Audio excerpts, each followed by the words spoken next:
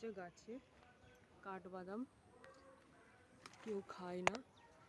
চলো আমি পারি কটা, কত পড়ে রয়েছে দেখো নিচেতে।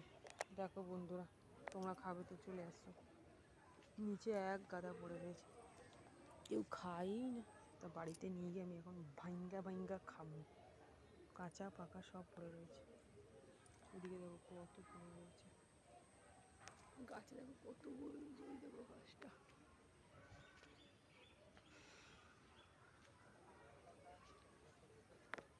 ও মাই গড,